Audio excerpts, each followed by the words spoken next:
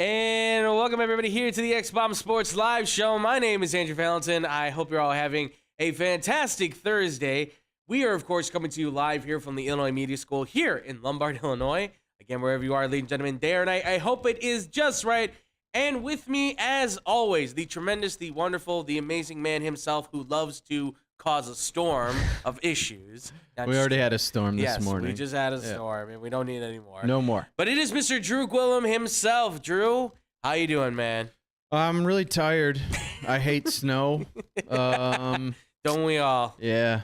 We should all just get flamethrowers. And you know what? I'm okay with that. Snow that way. What was it? The guy in Minnesota that had the flamethrower? Yeah, that was man awesome. Flamethrower is arrested for flamethrowing his driveway because he said he was sick of this crap. Like, totally agree, man. He should have been given a prize, not arrested. I would have. I said I would have been good on Genius. you, sir. Yes. Genius. Give that man a well, maybe not the Nobel Peace Prize. You stay warm. Absolutely. And the snow's gone. Yes. And, you know. What's the problem? And maybe your neighbor's lawn catches on fire like a little bit, like apparently it did. Oh, but whatever. You know what? It's already dead. Yeah. So what does it matter? You know? It's good. It's like a prescribed burn. Right, exactly. It's good for the lawn. There's already snow there to put it out anyway. Yeah. So, like, what's the problem here? It's like Kramer says, it'll grow back ×2, Jerry.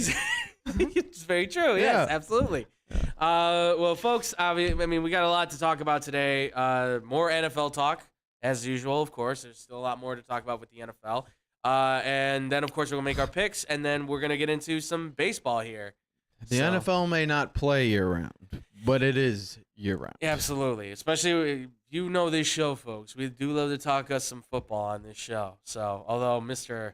Hockey Man's back, so I don't know what'll happen now. But, you know, he's still a work in progress. He's been away for quite a while doing fatherly duties, so, and also duties as well. So more than one. All right, bad joke. All right. Who changes whose diaper? Exactly. Drew, are you ready to do this, my man? Let's do it. Let's do this, folks. So for the NFL, some of the top stories out there, these are kind of just the more recent ones. This will be kind of a fairly quick thing because, you know, it's all kind of relatively new. This is very recent. Yeah, very recent, kind of almost breaking in a sense, but it did happen today. I kind of woke up to this, in fact. Frank Reich, the former head coach of the Indianapolis Colts, has been called into action once again. He will now be the head coach, it sounds, of the Carolina Panthers. So, Panthers are bringing in Frank Reich, who, after his time with the Indianapolis Colts, obviously 40-33-1 record with the Colts, winning record. Took him to the playoffs, very known for that last few moments with Andrew Luck. Obviously, did not get a chance to, I think, fully experience that. Not a great playoff record, 1-2, but is also credited with making Carson Wentz into what we thought he was going to be. Now, what we know he is, unfortunately. Yeah. But I ask you, Drew, I mean, what do you think about the Frank Reich hire for the Carolina Panthers? Do you think this is a smart move? Do you think this is something that could stabilize them? What are your thoughts? I thought it was pretty cool from the standpoint of he was the organization's very first quarterback. Yes. So that's kind of cool from that standpoint. Mm-hmm. Overall, I think he's a really good coach. I don't know. I wouldn't blame him for the issues that the Colts had because it didn't matter who was coaching the team, right. Who was really out there playing.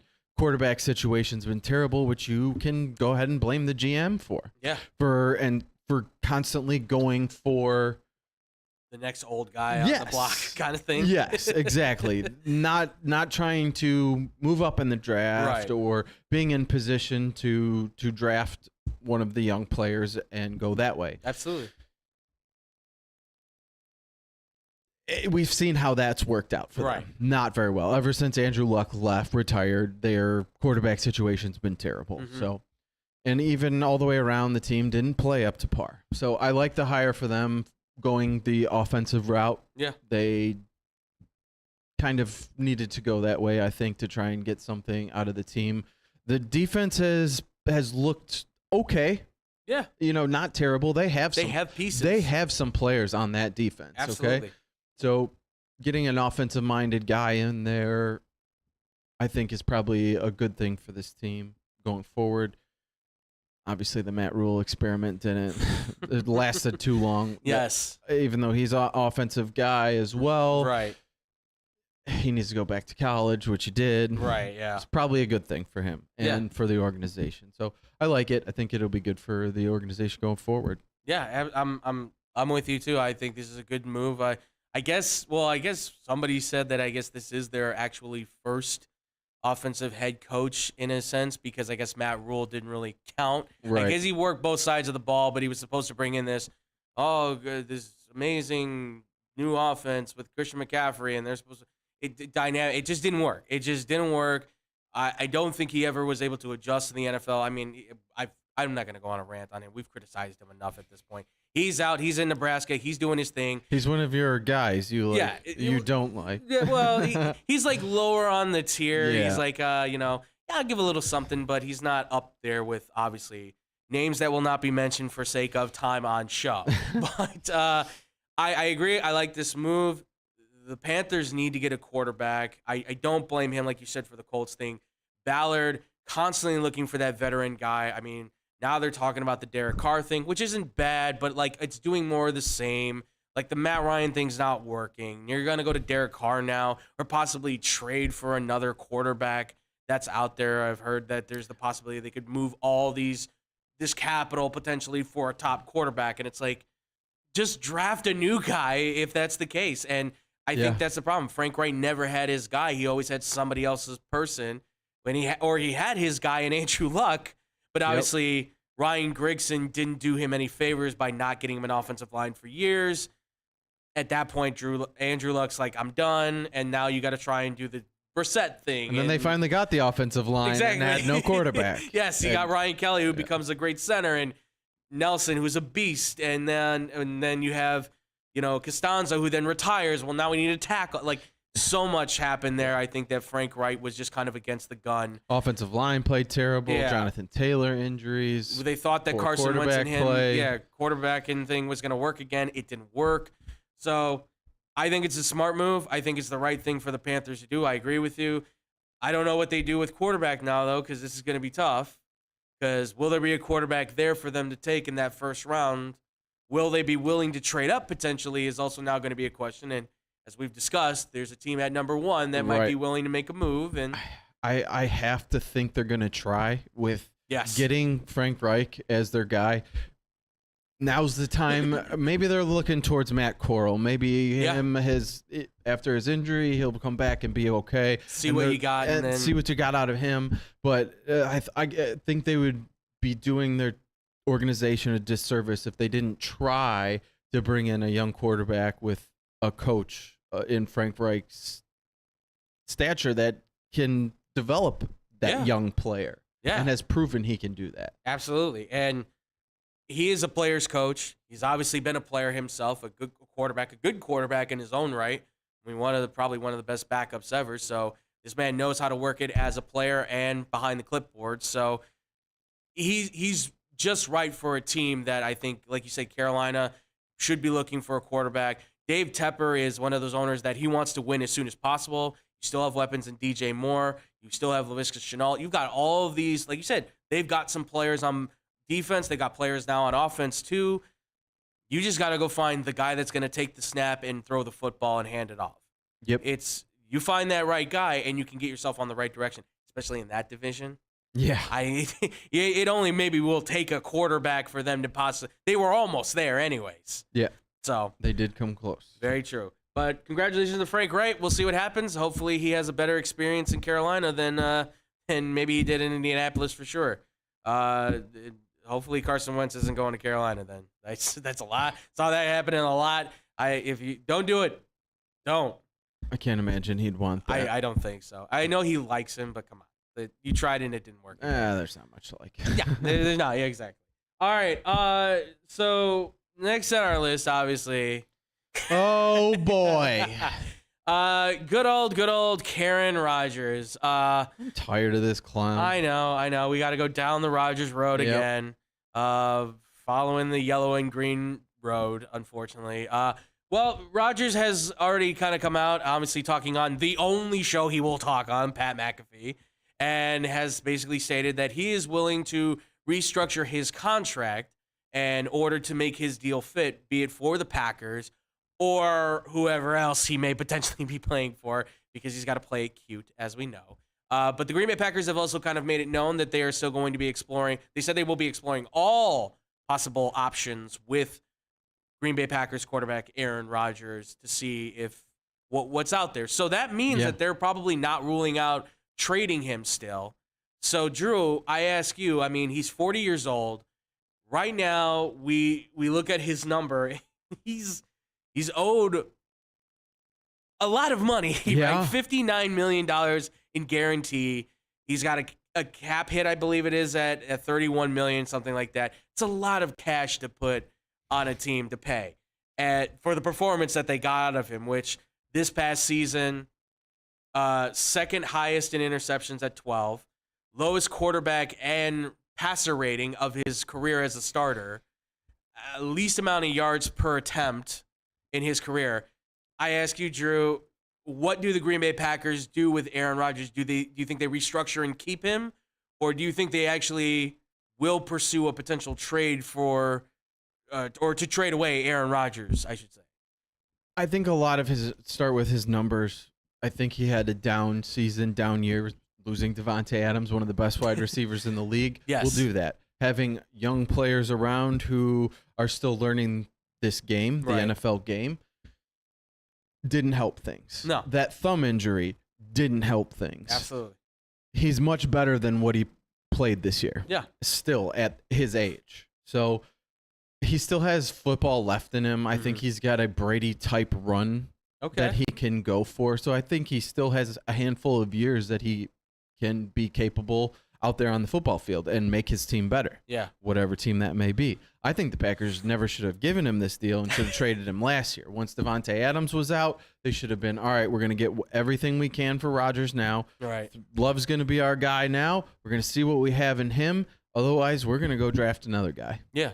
And I think they should have done that last year. And if I were them, I would get rid of him this year, try and get a trade going and get that huge contract off the books and move forward. And that's where I'm leaning with this. I definitely, my mind is telling me that the realistic is probably they restructure the deal. He stays with the Packers. Yeah. Image is important to him. He doesn't want to lose the sight of, I'm the savior of Green Bay, I think, and all that. And listen, I know I joke on it. I do think he's definitely very narcissistic and egotistical, but I don't think he does no wrong. Yeah. It's all about him. Yeah, I don't think it's to the highest extent of like his head is like the size of Mars or whatever, but he certainly does hold himself in a high regard, I think a little bit more than others for sure. But nevertheless, I think they should trade him. They should trade him. Listen, Jordan Love did not look too bad in the games that he played in. Right. In fact, he scored a couple touchdowns to keep the Packers kind of in it in a few games when he was able to play. So we can't fully, as much as we want to discredit him, we can't just yet, because if he goes out there maybe this year, if they trade him, they get a haul back. They go get a tight end like Michael Mayer, get an offensive tackle to potentially help them out on the offensive line, right? Bulk up the defense with a pass, an edge rush or something.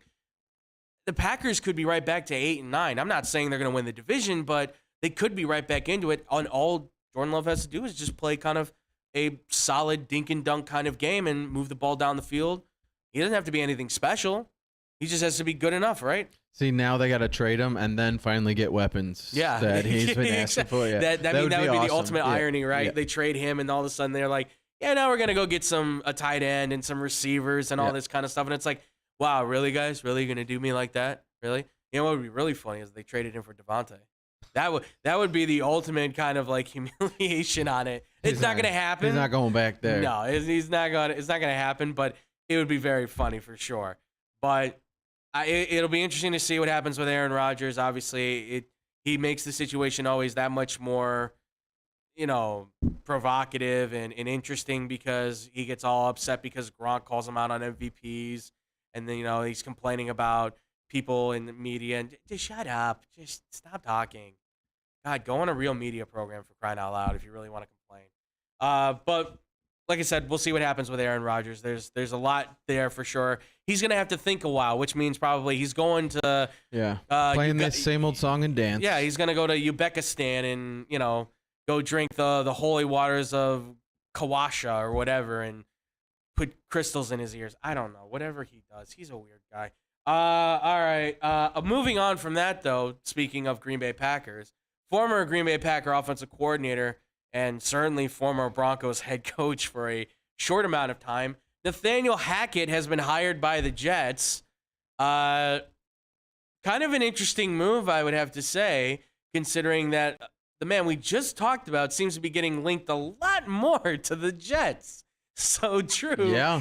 I got to ask you, are we seeing Nathaniel Hackett being used as the pawn to try and get Aaron Rodgers to the Jets, do you think? Maybe, but it didn't work last year, so why would that be the catalyst to make him be traded there? Yeah, I mean, I think it would be good for the Jets. I think that certainly automatically they're playoff contention. 11-6, they're right in there. Yes. They're with better quarterback play, that Jets team is a playoff team for sure. Yeah. So I think it would be a kind of redundant move for the Green Bay Packers, but at the same time, probably a very smart one they can make it work for both sides. Yeah. Very well. Yeah, absolutely. Jets have a lot of young players. Yeah.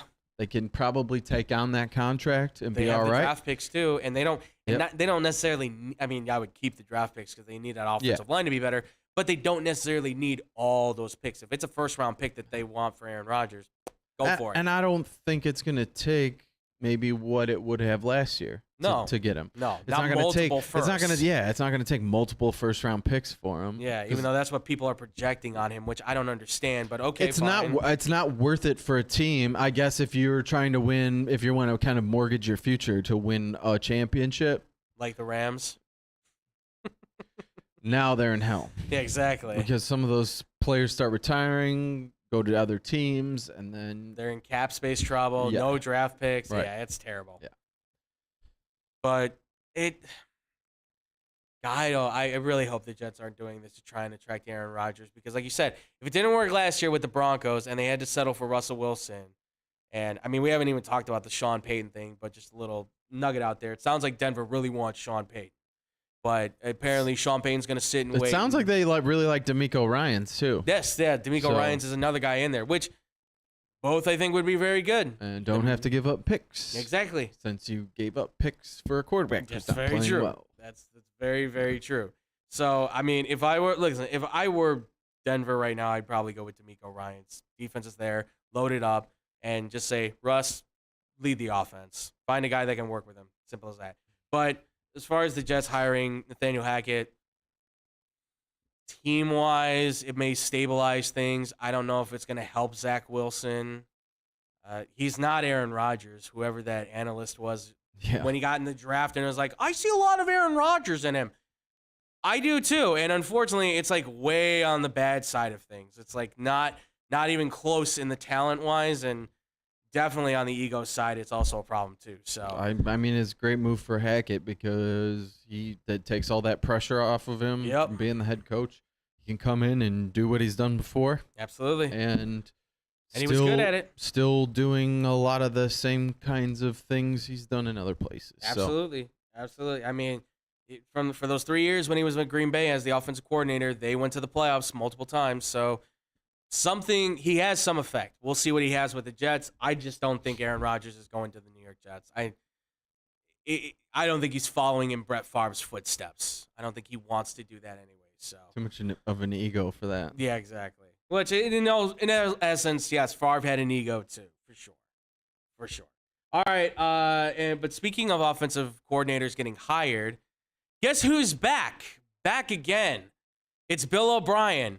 Don't tell your friends, though. But, yes. Yeah, they don't care. They don't care.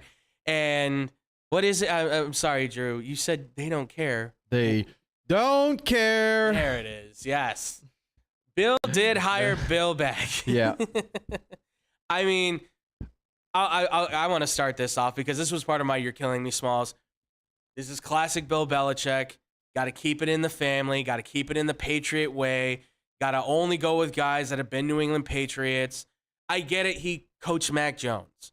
I get it that so that's a good connection. Fine. That could be real helper for you.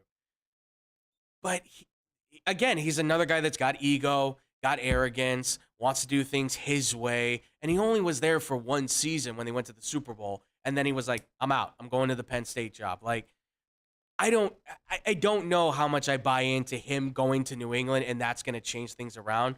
Yes, they went to the Super Bowl that one year he was there. But he had a lot of fights with Brady, and he's a really abrasive guy. So I don't know how that relationship's going to work out, honestly, between this team. But, Drew, what do you think? Bill O'Brien, Patriots, do you see it being able to work out, or do you think it's just going to be more of the same, if not maybe worse? I think it'll be better from the standpoint it'll be one guy calling the offense, doing his thing, instead of Patricia and this guy and that Joe guy. Judge, yeah. Like Joe Judge, everybody and their second cousin calling plays out there. So I think from that standpoint, it'll help the offense get more on the same page. This is what we're doing. This is what it's going to be this week, not this week and something different next week. Yeah. So I think it'll help from that standpoint, but who knows? Right. I mean, it's a different team than when he was here before. So absolutely. It's all gonna depend on the talent that they have out there for Mac Jones to play with. So yeah, I think he'll do all right. He's done fine at offensive coordinator before. So I think he'll be all right. Yeah, he knows the quarterback. I think that's the biggest thing. You knew him from college. Probably know him a little bit now in the NFL. Watching him, probably he certainly gets called Bill O'Brien's star fine, I guess, if you want to call him that. Like, he was the one that's like, I think he's going to be good. He won a national championship. It's worth something. Yeah. So he's still got a lot to improve on. He's still a young player. Patriots could still be very good. I just don't know if, like you said, team's completely different. So there's no Gronk. There's no Aaron Hernandez in many ways. There's no Wes Welker, Edelman. All those guys are gone. So we'll see. We'll see how the Patriots, how that thing balls out. But, folks, that's going to do it for the new stuff here. Just a quick update on that, too, by the way. I just saw it come up. The Cardinals did have their interview with Brian Flores for their head coaching job. And Dan Quinn has also made it known that Dallas Cowboys, he's going to be sticking with them. Said job's not done. Run, Dan, run. Run while you can still get a job out Probably there. Could have had a head coaching job last year. Yeah. Probably could have had a head coaching job this year. Go now while you still have a chance. Well. God, all right, Dan. Now he must be waiting for either the Cowboys job or something. I don't know, but something tells me he's waiting for something out there. But we'll discuss that more later on as we get into the offseason of the NFL for sure. But folks, when we do come back, it's playoff pick time. That's right. We're going to be breaking down AFC, NFC Championship right here on the X-Bomb Sports Live Show.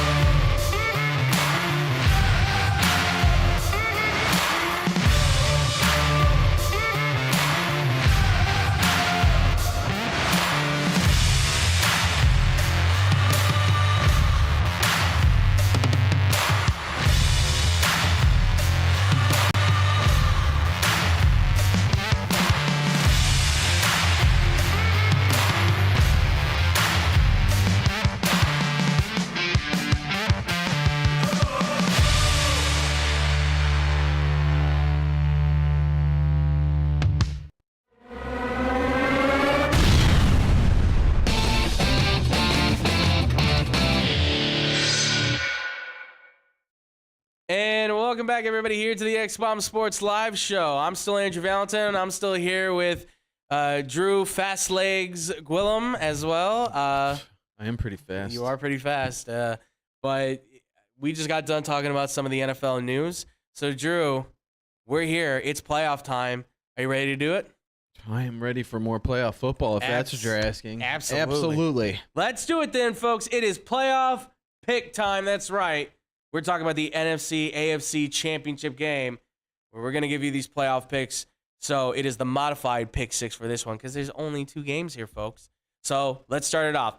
NFC Championship, 49ers at the Eagles. Now, I know we've already kind of talked about it a little bit from yesterday, but the spread right now is Philly at 2.5. The over-under is at 46. Drew, who are you taking on this one, man? Well, if everybody was listening yesterday, I did say I do think the Eagles are going to take this one. Both sides have very good defenses. I think they're your best 2 defenses in the league right here. And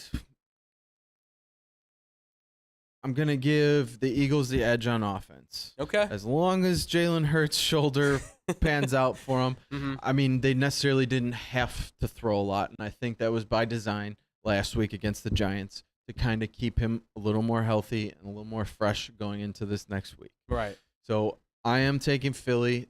Don't get me wrong, 49ers are going to be right in this one. Yeah. I think it's going to be neck and neck the whole way. It's going to be a nail biter. It's going to come down to the wire. Okay. I think this is going to be probably I think this is going to be one of the best games in the playoffs we've seen yet. Okay. So I'm really excited to watch this one. I think this is going to be fun. Brock Purdy has elevated that offense for San Francisco, and we know what kind of defense San Francisco is running out there. Absolutely. So I am going to take the Eagles. I'm going to take them by 2 points. Okay. Wow, really keeping it close. Very close. Very close. Come down to the wire. Last second something to try and win for the 49ers. Okay. And I'm going to take the over here. I think you're going to see some good plays on defense, but I think you're still going to see some nice plays on both sides from their offenses. Yeah, I mean, look, these are I think the 2 most complete teams in the NFL, you could say. But I think the Eagles are the complete team right now in the NFL. I'm hesitant because of Purdy's inexperience. The offensive line obviously is a little it needs to be buttoned up a little bit outside of Trent Williams, but they're still very solid across the board no matter what. I'm still taking the Eagles though on this. They just feel like the better team. Now you certainly can beat the Eagles. You beat Jalen Hurts by pushing him. Like I said, you watch the Washington game. If you push him left and you have him throw to the backside over to like A.J. Brown having to try and force it, that's what helped Washington, I think, a lot to be able to win that game. But Jalen Hurts has made huge advances in his ability to play quarterback even since then. So I think he's a guy who knows he can still roll out of that pressure, go back to his right, and feel more comfortable throwing again. I mean, and he's got an elite case of weapons, right? Watkins, Smith, Brown, Goddard, Sanders, Gainwell, Scott. When you have everything in front of you and then the offensive line is so good, it's hard to say that they can't win it. I'm going to say Eagles. I'm going to say Eagles by 9. 9. I'm going to say Eagles by 9. And it's nothing against the Niners. I agree with you. Good game. It's just the Eagles will, I think, find a way to get ahead on this one in like halftime, and they'll hold that lead pretty strong against the Niners. I don't know where Brock Purdy will be at in this game because this defense is he throws enough balls that could get picked off, right? I mean, Debo's good. Brandon Ayuk's taking a huge step. We know who George Kittle is, but we said it. Darius Slade, James Bradbury, Hassan Reddick. I mean, you go through the list of those defenders for the Eagles. You know, are any of them superstars? Maybe not, but collectively, kind of like a certain man's college team that we watched this past season from the University of Michigan. Collectively, they're a force to be reckoned with, and I think the Eagles by 9, and I'll still take the over in this though. I still think I could hit the over. Just there's too many playmakers on both sides that I think something's going to happen where plays are going to be made on both ends. So just even a kicking battle could be interesting. I don't know, but all right, that's the NFC, the AFC Championship here, folks. We already know who you want to pick. Nobody knows who I'm going to pick. How do you know what I'm going to pick? You don't know what I'm going to You're pick. wearing it. But, You're this wearing whole it. thing? That's from last year. Yeah. It is the Bengals against the Chiefs. We're getting a trifecta here, folks. This is another matchup. Yep. Last time it was a fun game. It was a barn burner down to the very end. Kansas City back on. This line is killing me. Yeah. It was even. Back and forth. It was even when we talked about it on the radio on Monday. Then on Tuesday, it was Cincinnati by 2 or 2.5. And now today, it's Kansas City by 1. So bettors are going nuts. And the over-unders right now at 47. Drew, who are you picking with this, man? I really want to say the Chiefs. They've had a fantastic year. They have the best quarterback in the league. Absolutely. But that high ankle sprain really worries me.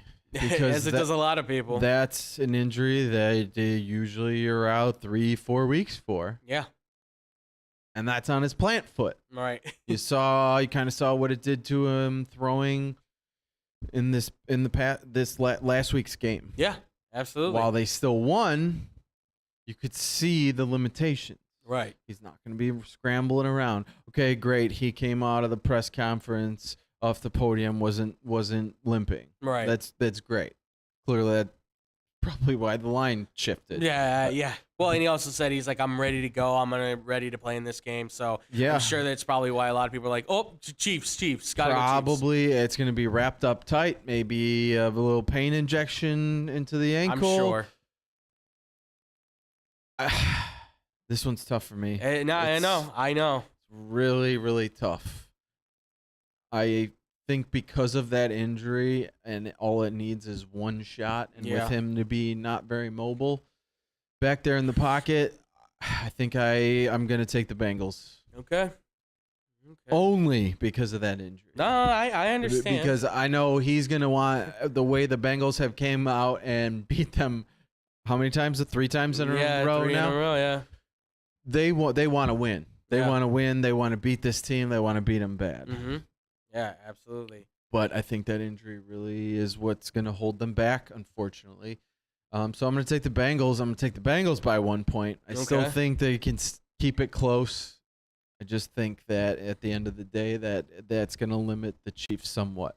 Okay. So I'm going to take the over here still. Okay. Because I still think there's plenty of weapons on both sides, guys that can for the Chiefs that it doesn't have to be a deep bomb. They don't. Since Tyreek Hill left, they haven't had those type of big monster chunk plays. No, not really. Not at all. I think Kelsey's going to be a big weapon in this game, a big safety net for Mahomes, along with maybe the passing game for the running backs. Yeah. It's going to be a big help. So look to keep it close, but overall, Bengals in the end. Okay. I'm going with Cincinnati. Bengals by 30? No. What am I, Tom? I don't think so. Well, I like the team. I'm gonna go with the Bengals. I'm gonna say Bengals by 3. It's a close-knit game. I'm gonna say it hits the over. I don't know where Patrick Mahomes is at with that ankle. That's the only thing. Like, he can say whatever he wants, but we won't know until he gets out there, right? Once he gets out there and he starts making the passes that he can make, we'll understand what his limitations are and what he can do. And that's the biggest thing. Like you said, we haven't seen a lot of deep balls from him really because, his fastest guy is probably Sky Moore or Kadarius Toney. Marquez Valdes-Scantling probably is the guy that's out there more than anything. That's his fastest guy. Otherwise, it's a lot of Travis Kelce, Jarrett McKinnon, dump it down, check downs. Juju Smith-Schuster. Juju on the curl and on the flats. And that's fine, but we see how this Bengals team plays defensively. They're not the best by any means, don't get me wrong, but they are making plays. Logan Wilson's a great middle linebacker. Jermaine Pratt's a good coverage linebacker. Eli Apple is certainly going to be a bit of a pain in the ass to everybody. Yeah, exactly. The Patrick Beverly of the NFL. I love that, by the way. That's great.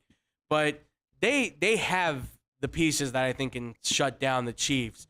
But I think what's going to help even more is if, Mahomes goes down. That's certainly going to solidify it, I think, for a lot more people. And I have all the belief that Chad Henne could do some stuff. We saw him do it against the Browns, but the Browns had there was something. Think so. Well, the Browns were different, right? Because I'm sorry, quarterback for quarterback, Baker comes up to the ankle of Joe Burrow's statue right now, right? It's not even close. Already giving him a statue. Wow. There's not many Bengals that need that have a statue, okay? Yep. Like Ken Anderson needs one, like there's a few that need them, but I think maybe I'm pushing a little early. I just feel like he's done enough that I would warrant to say, put it up there, folks. But all right, fan aside. I do think this is going to be I'm going to say it hits the over for sure. This is going to be a high-scoring game. It feels like Mahomes will have his opportunity to score touchdowns, and even still, some credit to Isaiah Pacheco, man, for really taking over that running game. Like, that's going to help them out a lot. I think he could have himself a day as well. But in the end, I think the Bengals will come out of it. So I'll say, Bengals by 3. And I'll say it hits the over. So that's the NFC and AFC championship. Should be some good games. Yeah. And it sounds like we're both looking at a Bengals-Eagles Super Bowl. Be fun. Which, that should... I think whoever comes out of these, you're looking at a fun Super Bowl no matter what the matchup is. Yeah. And that's the best part. You're getting 4 teams, marquee teams at this point now, teams that everybody's watching, that you're going to get the best of, I think, no matter what. So, and storylines are all there, right? Burrow gets a Super Bowl, Purdy gets a Super Bowl as a rookie, all that stuff. So we'll see what happens. We'll talk about the Super Bowl when the time comes. Other than that, no Pro Bowl. So when we do come back here, ladies and gentlemen, we will be talking about Major League Baseball and some of the big stories that have been hitting there real quick. That's happening here on the X-Bomb Sports Live Show.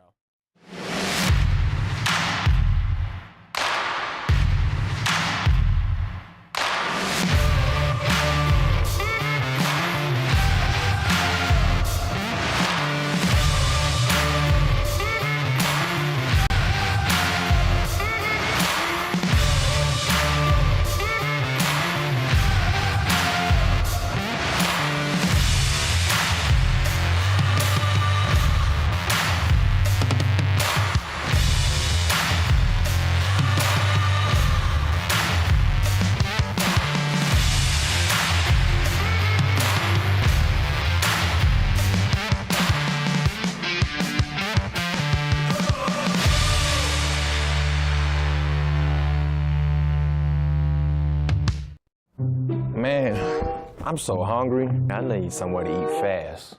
I have no idea where to go. Psst. Hola, me llamo El Taco de Taco. You know where to go for the amazing taste that'll have you craving more? Taco Bell.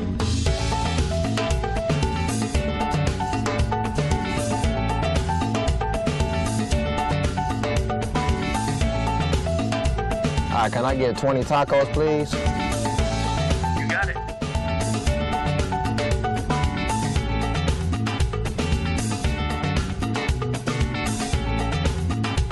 Thanks, Taco. De nada.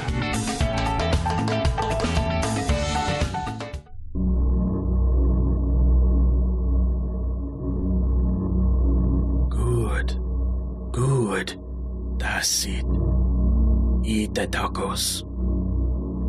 Taco Bell. Live más.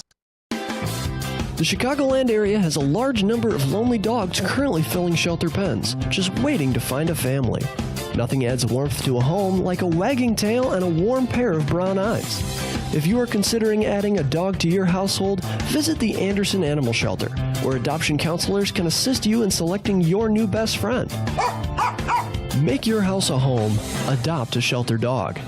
To see a current list of adoptees, visit their website at www.andersonanimalshelter.org or meet them in person at 1000 South LaFox Street in South Elgin. Don't have room in the home for a new furry family member? Donations of toys, collars, and soft or hard non-perishable dog food are always accepted and are greatly appreciated. All animals are spayed or neutered and are waiting with tails wagging to find a loving home. Visit 1000 South LaFox Street in South Elgin or www.andersonanimalshelter.org for more details.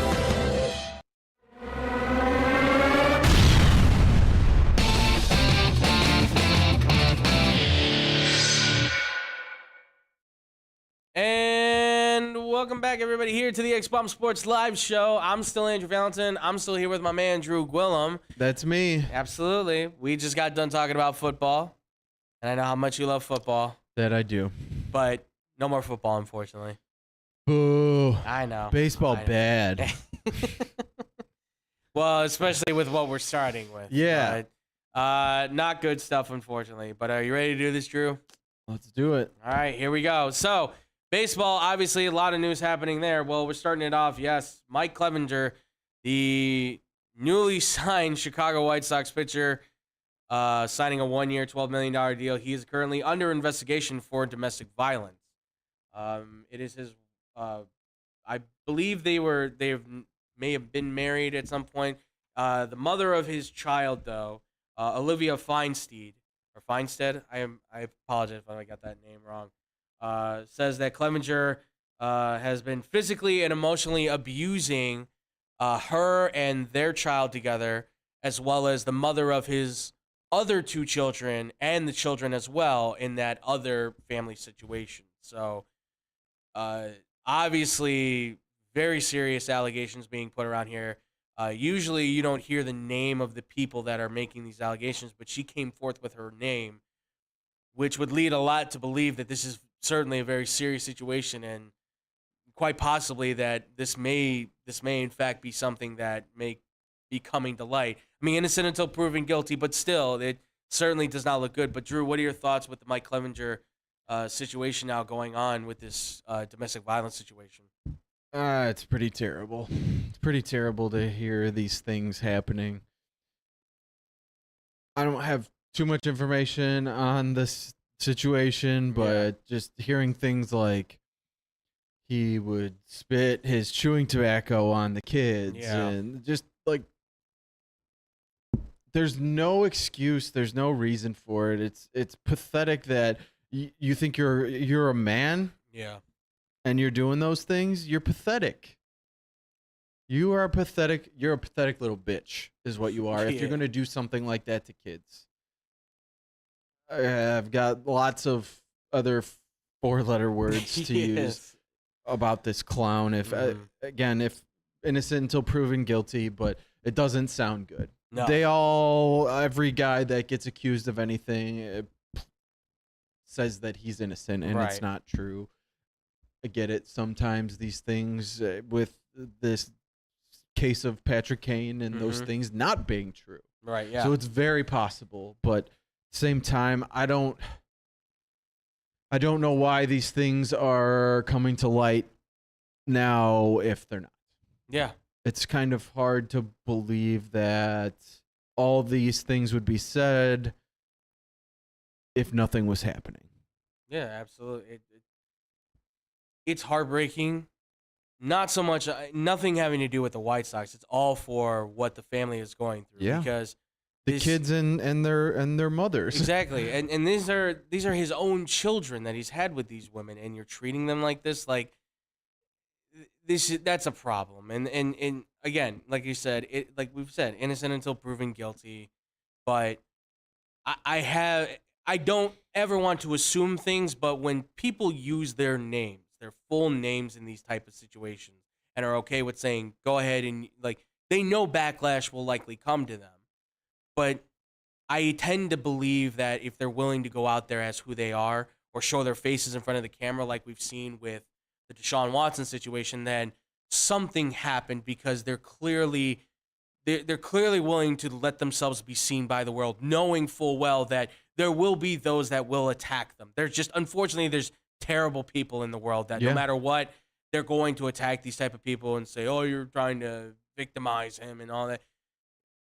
I have a hard time believing that. Unfortunately, this is something, and hearing those things, you know, you're hitting and kicking your kids like that. You're treating them like that. You're like almost somebody like, should kick his ass. Yeah, exactly. I mean, this is, and this is where I don't know what's going to happen with him. I mean, and I don't know now what to think for the White Sox. Like, you didn't do your due diligence to see if maybe there was something out there. I mean, I believe from what I heard that the MLB was investigating, and because of privacy reasons, they couldn't disclose that to the White Sox until there was more information. Yes. So I know. What are you gonna do? Right. Exactly. Who knows? Because obviously the league's policy is what it is, and you know you can try to. But you would just think that you would try and be like, hey, do you know if there's anything? Like, there's no way he didn't. I have to believe there's no way he didn't know that there was something potentially going on. Or is there anything that we should know about? Like, if he does say, nope, there's nothing you need to know about, that clearly says to me that he didn't think he did anything wrong if this is the case, which even shows how much less of a man and less of a human being that he truly is in the scum. Well, he doesn't think he did anything wrong. No, he proclaims his innocence. Yeah. He believes that he didn't. He says, I did nothing of the sort. You know, basically trying to say they're lying. But I find that hard to believe. I really do. And I mean, as far as what the White Sox should do, I would just cut him immediately. I really would. If he's allowed to play, I'm telling you right now, the first guy that he hits with a baseball should charge that mound. Is going to go after him to take his head off. In fact, even a guy he may walk may come after him anyways, because I'm sure they're going to jaw jack him to get him going to try and fight him, because there's a lot of guys that certainly are pieces of we know what, but there's certainly other guys out there that have integrity and really want to stand up against this, particularly in baseball. There's a lot of guys that have been trying to do a lot to eliminate this stuff.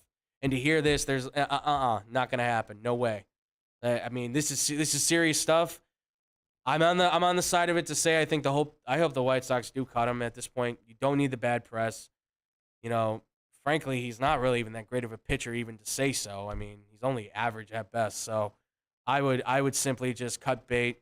I know it's a loss, but nevertheless, it's something that you just don't need on your books, and you don't need it in your papers. Not at the point that they're at where they could maybe challenge for a championship still. So we'll see how this plays out, but hopefully all the best to the mother of his children and his children. Hopefully that they never have to go through this again, and justice is served rightly so. Only hope. Only hope. But outside of that, some real quick baseball news that's more on the happier side, depending on how you look at it. Scott Rolen made it into the Hall of Fame, folks. He is rolling into the Hall of Fame. Okay. All right. Cool. I'll go. You know what? I'm out of here. Yeah. Sorry. Did he wear his jean shorts there? Because I don't care. Yeah. I'm a Cubs fan. Why don't you put Mark Grayson before you put that clown in? Okay. Fair enough. Better numbers, shorter period of time. So you don't agree with the move at all? I just, all these other guys that aren't getting in, that people refuse to vote for, I get it. They took steroids, but right. At the same time, the numbers are what they are. Yeah. Okay. Yeah. And the fact that while Scott Rolen he was a really good player. Absolutely. He had some really good years. Yep. Is that Hall of Fame worthy? I mean, his numbers, 316 home runs. He hit over 250, which I think is the standard now, it seems, to some degree. His numbers in total, he had a 281 batting average, 316 home runs, over almost 1,300 RBIs. I mean, he was a very good player for his time. 7 All-Stars, 8 Golden Gloves, won a Silver Slugger, helped that team in 2006 win the World Series. He was a big part of that. It's kind of on the downside of his career, though, but he got a little bit of resurgence there. Obviously, Albert Pujols kind of led that squad more than anything, but I mean, he's certainly a part of history from Philly into St. Louis, and obviously the career didn't end out the way they wanted it to, but still, nevertheless, he had a solid career. But like you said, does that mean a Hall of Fame career for the baseball world? Acolytes are there. Stats don't really feel like they're there, honestly. They're letting anybody in the Hall these days. Well, what was it Deion Sanders said? It's the Hall of just average or something like that for the NFL. Like, they're just letting anybody kind of come on in. I mean, you look at the list of guys we've got up there right now. I mean, you've got Todd Helton, who came in second at just under 75%. He was at 72. You got Billy Wagner, one of my favorite guys. I loved watching him pitch as a closer. He came in at 68%. You have, obviously, Andrew Jones, who came in at 58%, just over the 50. And then you had Gary Sheffield, who certainly, I think, deserves a lot of love and respect for what he was able to accomplish in his career. Certainly had way better numbers than Scott Rolen, for sure. I mean, and obviously, you've got a long list of guys that then there's questions on, right? Right. Which is Carlos Beltran, Jeff Kent, Alex Rodriguez, and of course Manny Ramirez, all of which have been kind of in that infused, did they do something? Which even Todd Helton at one point was getting accused of possibly taking steroids because he was hitting 40 home runs pretty consistently in Colorado. So, I mean, it's tough. It's tough to judge, but obviously, Drew, I mean, Scott Rolen, kind of a mixed bag on if he should go in. Of these guys or any of those guys on the list, are there any of them that you think are going to get into the Hall of Fame or should be in the Hall of Fame by your count? Are you talking on this list or like the steroid guys? I mean, the list as a whole, including everybody, including the guys who are accused. I think at this point, if they're not gonna get him in now, Yeah. I think they stay stubborn for the most part. I feel like they should let him in. They're whatever. Yeah. You know what? It was a part of the history of baseball at that time, and there's a hell of a lot. How many guys in the Hall of Fame already you think were juicing that didn't get caught? Okay, Right, yeah. So don't tell me that this is not these guys in the Hall of Fame now. They didn't do this. Right. No, you just didn't catch them. Right. You didn't find out about it. You kind of found out it too late, and it's like, they're in trouble. They're in trouble. Right. Right. It's time to put it aside, whether you want to put an asterisk next to it or not. It has. I feel like it has to be done. Yeah. Now, as far as I think, like you said, Todd Helton, Gary Sheffield, I like the Manny Ramirez was a damn good player. Yeah, he was. But again, it's got ties to steroids. And Right. They don't seem to want to let the past be the past when it comes to that and just go by the numbers. And everybody knows. Everybody knows at this point who did and who didn't, or that at least the ones that got caught. Right. As long as it's not something that these players, like, say somebody were to throw the tester under the bus and say, no, I didn't do this. No, he messed with the sample, trying to ruin his credibility. Those kinds of things. Okay, yeah. You want to pull those kinds of moves, then you know what? You're not going to. Right. No. If you just try and hide it yourself and do it, and you're playing the game, and then all of a sudden these things get put into the public because of whistleblowers or whatever that situation may be. Right.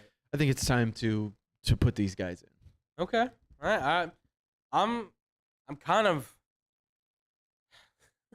It's difficult. I mean, because obviously, like you said, it's baseball history, and the Hall of Fame is about preserving history. And certainly, look, Bonds, McGuire, no matter what, those guys are going to be a part of history. They're kind of lock, stock, and barrel. Those records are in. And they're there. So I guess to some degree, I would say yes. I'm hesitant more so with A-Rod just because obviously he's the only one that's kind of come forward. Which, I mean, I guess in some regard, he did come forward and he did kind of admit to doing it, albeit in the weirdest kind of way, but sure. I guess there may be even room for him. I mean, his numbers do count for something in the history of baseball. But, I mean, Gary Sheffield should be in. Todd Helton, you can make an argument for maybe why he shouldn't be in, but I feel like he should be. I mean, I'm more of a supporter for Billy Wagner than most others, but the guy had 422 saves. I find that very hard to keep out. That's one of the top closers I think in baseball that nobody ever talks about, and at one point was one of the fastest pitchers in baseball. So I think there are guys on this. There's certainly guys on this list and that are coming in here soon that are gonna get their shot, but. As far as the steroid guys go, Andrew Jones, I think should definitely get in for sure. But A-Rod and those guys. I mean, if it's about preserving history, you let them in. If it's about old men with gray hair trying to say we're preserving the game to keep it pure or whatever they want to try and claim it is, then that's their right to vote it if that's the way they want to go. And I think that's part of the problem is that baseball Hall of Fame writers, just older guys. Yeah. And unfortunately, they're crotchety old men who just, stuck in their ways. Stuck in their own way. Stuck in their ways. I mean, stubborn and just they still hold on to the belief that baseball is the top sport in America. Sorry, but you lost like 40 years ago, something like that at this point. But I guess congratulations to Scott Rolen. He's making the Hall of Fame with Fred McGriff. That's good. I'm glad for both of them. So congratulations to them both. Hopefully we will see more baseball Hall of Famers in the future. There's a long list of guys coming up from our generation that we certainly watch. So I hope we can see these guys start to make the Hall quite a bit. And with that, ladies and gentlemen, that's going to do it for the show. That's going to be it. And I hope you all really did enjoy this one. Obviously, let us know. What do you think about the news stories for the NFL? Who do you think's winning the AFC and NFC championship? What do you think about the Mike Clevinger situation? And what do you think about Scott Rollins going to the Hall of Fame? Let us know. xbsportsofficial@gmail.com. We want to hear from you guys. And, of course, I want to hear more from Drew as well when he's always here. Yeah. So thank you, Drew, for always being here, man. Appreciate it. Good to be here. It's a pleasure to have you, man. It really is. So please let the people know where they can find you, listen to you, all that good stuff, amigo. Right here on Wednesdays and Thursdays. Doing my thing over here on this side or sometimes that side, too. Absolutely. It's been a little while, but we'll be getting back to flipping sides pretty soon here. Absolutely. But if you want to check me out on social media, it's d.will25 on Instagram and Drew Willem on Facebook. Absolutely, guys. Give him some likes. Give him some loves. Go follow him. Tell him what's up. Send him your fun messages. Send him your weird messages. All that good stuff. Sure. I'll take them. I mean, I'll read them. I keep getting them. So, you say that, but one day I'm bringing in the list. Do it. The people want to know. The people do. God, why do you want to know is also my question. But enough of that. I mean, I'm kind of intrigued. I just want to see how sick our fans are. We've got a couple. So we got a couple. Some of them are just really general. Maybe I'll relate with them more. If you offer money, maybe things will be different. Let's just put it that way. I'll do lots of things for monetary. Yes, I was going to say. So cash changes a lot of minds. Yeah. Cash rules everything around me. Dollar bill, yo. Absolutely. Yeah. You guys can sorry. You guys can also follow me. I'm at TheFluffyGuru on Twitter, Boom Crew Captain on Instagram. Guys, also make sure to follow us on our Facebook page, facebook.com/TeamXBombSports as well. That's where you guys can find all of our show stuff, links to the stream, all that kind of good stuff. You guys can also check us out on the Twitch and the YouTube side as well. We're streaming Wednesday and Thursday, 5:30-ish, 6:30-ish p.m. Central Time. Also, too, you guys can check out our social media at XBombSports on Twitter and Instagram.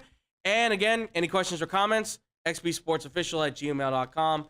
Hit us up with anything you've got, guys. Podcast stuff, real fast. Blow the Whistle, radio side, 2 to 4 p.m. Mondays. We've got TV side, Tuesdays, every 2:30, 3 o'clock, looking at that range. We've also got Brandon Januska doing his thing at 94.3 WMKR, doing his thing in Taylorville. If you're down there, go check it out. Also, Baseball Banter with Brandon on Spotify. While you're on Spotify, go check out our own Hannah Brummer with Monday Motivation with Hannah B. If you want to hear more of Hannah B, you can check her out at a radio show, 102.3 XLC, doing the afternoon drive 3 to 7. She's also doing the After 8 morning show with Eddie Volkman in the morning. So please be on the lookout for that as well. Check out The Parlay, Tony Lopez, Ken O'Gill talking all things boxing MMA. Check out their new season as it's going on right now. They're killing it. And also, if you want any tips and tricks for your fantasy football needs for next season, check out the Fake Football Guys on YouTube, ladies and gentlemen. And with that, we're going to get out of here. We're going to go eat. And I hope you all have a wonderful weekend. And we'll see you guys next week. And as always, much love. Peace out, Boom Crew.